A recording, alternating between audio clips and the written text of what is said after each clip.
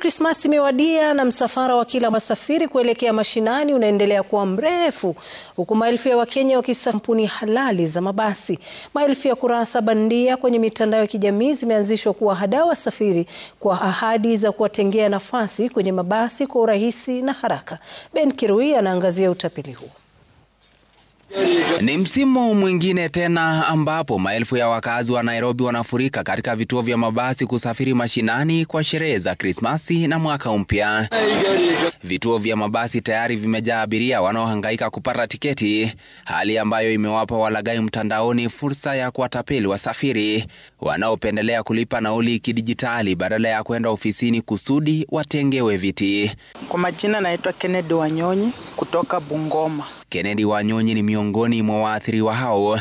Alikuwa amejiandaa kusafiri kwenda Bungoma kuhudhuria mazishi na kuunganisha safari hiyo na sherehe za Krismasi nyumbani, lakini safari yake ilikoma kabla hata ya kuanza. Jana nilikuwa nasafiri, nilipata hii namba kwa mtandao tu, au matapeli waliniambia wanafanya kwa Green Line, but kumbe si wafanye kwa Green Line. Ili kurahisisha njia ya kupata nafasi kwenye basi, Wanyonyi alichagua kulipa nauli ili kupata tiketi ya basi la Green Line mtandaoni bila kufahamu kuwa alikuwa akiingia kwenye mtego wa walaghai. Hao watu niliwapata kwa mtandao tu, TikTok.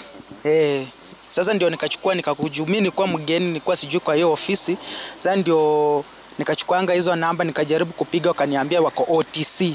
Kupitia mtandao wa kijamii wa TikTok, alipata nambari ya simu kutoka ukurasa uliokuwa ukijitambulisha kama Green Line Safaris Executive Bus. Alifuata maelekezo ya kuweka nafasi na kutuma nauli.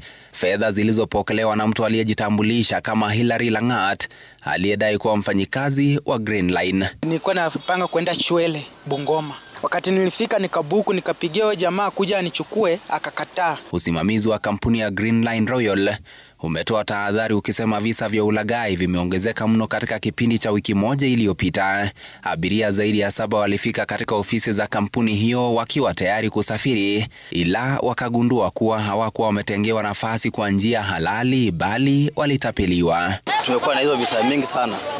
Kila wakati watu wanaingia wako na wrong messages, wametumiwa, wengine wanapromptiwa. Wakija hapa hivi unapata actually they have not booked our vehicle. Watu wanajaribu kutaka kuvuna zaidi mahali ambapo wajapanda. Pesa zote nilioshwa zote zikaisha kwa simu. Nimekabaki tuna 49 shillings peke yake. Usimamizi wa kampuni hiyo umewahimiza wateja kutumia njia rasmi na zilizothibitishwa za kuweka nafasi, ukionya kuwa kurasa bandia zimeenea katika mitandao ya kijamii hasa Facebook. Official website ni greenlinesafaris.com. Wasiwasi unaongezeka kwamba matukio kama haya yanaweza kuongezeka, huku msongamano wa wasafiri wanaoelekea mashinani kwa sherehe na shamra za Krismasi ukifikia kilele. Ben Kirui, runinga ya Citizen, Nairobi.